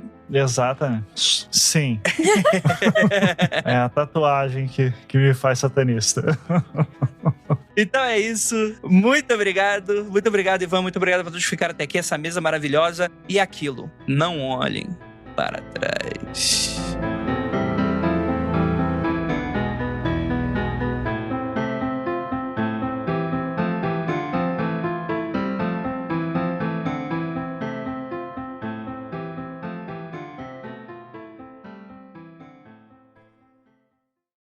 mundofreak.com.br